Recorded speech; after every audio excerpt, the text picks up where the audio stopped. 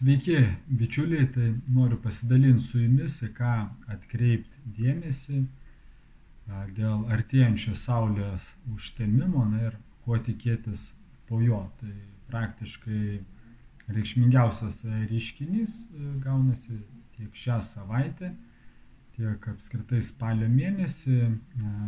Ir Saulės užtemimas, skirtingai nuo mėnulio užtemimo, kaip kalbėjom praeitą kartą, mėnulis, jisai susijęs su mūsų protu, su emocijom, dėl to nuo vieno mėnulio užtemimo iki kito, tai parodo, kokios gali būti mūsų mintis, norai, jausmai. Ir kalbėjom praeitą užtemimą mėnulį, apie tai, kad jisai gali būti susijęs kaip tik su tikimybė, su tokiom mintim, kurios gali vesti link paliaubų, link karo, sakykime, kas susijęs su Ukraina, Rusija, pabaigimo, kad tokios gali mintis kilti, kas už tai atsakingas, ten šalių lyderiams ir taip toliau. Saulės užtemimas, jisai parodo labiau tokius kaip fizinius reiškinius, fizinius veiksmus, ko tikėtis nuo vieno Saulės užtemimo iki kito,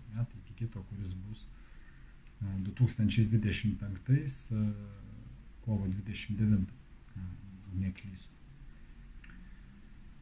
Gerai, tai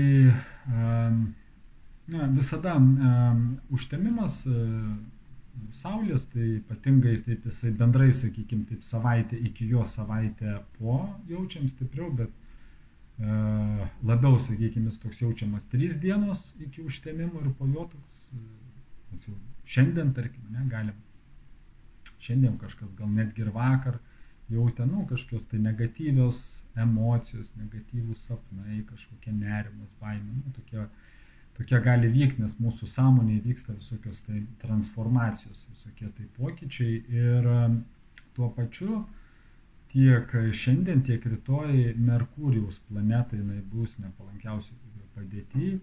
Merkurijus susijęs su nervinė sistema, su komunikacija, su bendravimu, su susikalbėjimu, visokiais tai sandoriais. Dėl to ypatingai tom dienom gali jaustis toks didesnis nerimas, didesni pergyvenimai. Tai dėl to, ypatingai 3 dienas iki Saulės užtemimo, kažkokių tai ir 3 po jų kažkokius tai itin svarbius darbus nevertėtų pradėti. Taigi, Saulės užtemimas, jisai bus geriausiai matomus Čilėje, Argentinoje ir, ačiū Dievui, jisai nebus matomus Lietuvoje, sakykime, Europoje. Tai yra palanku, tuose vietose, tarkim, kur mes gyvenam, jis nebus matomas. Ir Saulės užtemimas, jisai visada veikia būtent stipriau tas vietas, kur jisai yra matomas. Tai šiuo atveju, sakykime, pagal likimą mums dabar labiau tarsi pasisekė negu tiems, kurie, sakykime, ten gyvena Čilėje, Argentinoje.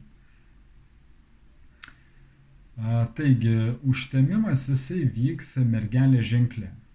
Praeitą kartą, kai jisai vyko žuvų ženklė, žuvis susijusios su vandens stichija, mes kalbėjom, kad gali būti toks didesnės problemos susijusios su vandenimi. Ir ten dėl to, ko pasekoj matėm,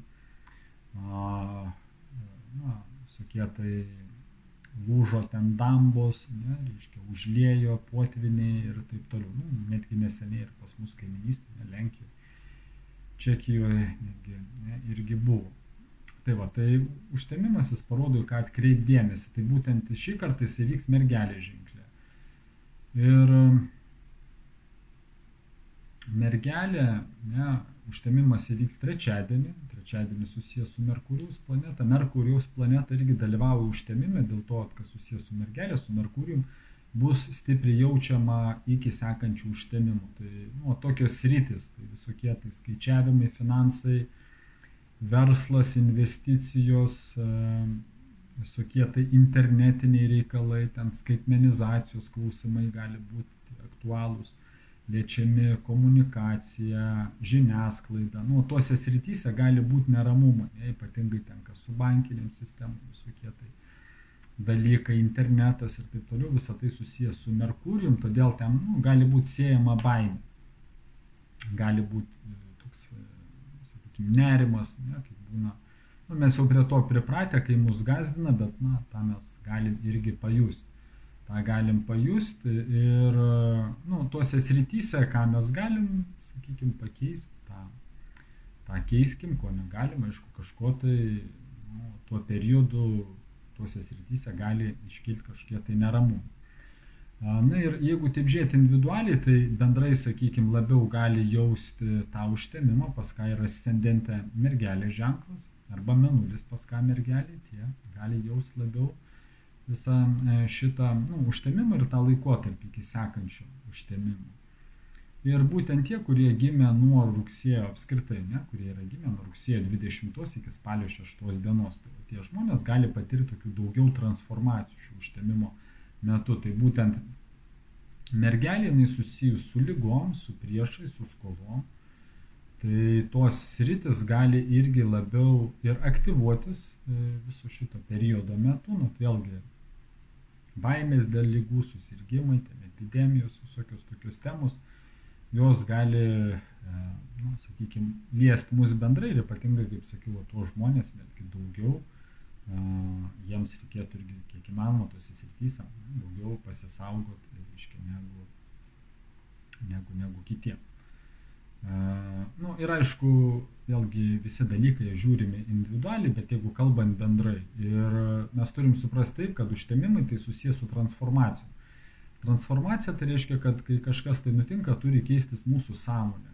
Mūsų sąmonė turėtų priartėti prie dieviškos sąmonės. Tai reiškia, mes turėtume ugdytis, stengtis taip labiau atsiduoti Dievui. Visos tos baimės ir panašiai, mes, aišku, dažnai, kai nieko nenutinka, mes ten sakom, aš čia pats viską galiu susitvarkyti, aš pats, niekas daugiau už mane nepadarys.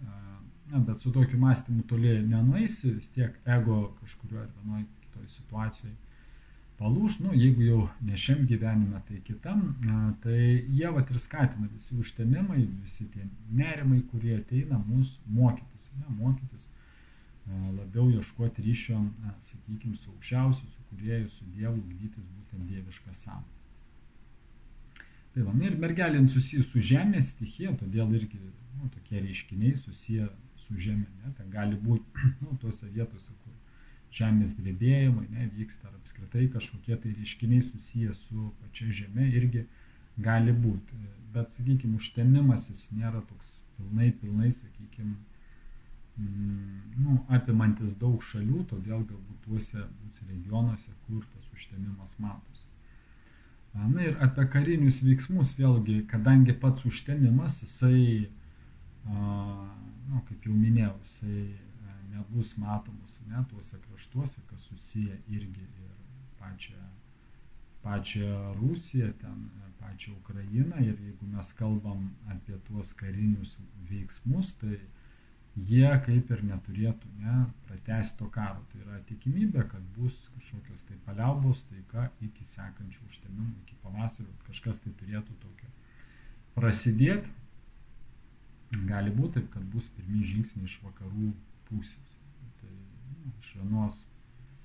iš vienos pusės kažkokie tokie, sakykime, turėtų prasidėti reiškiniai.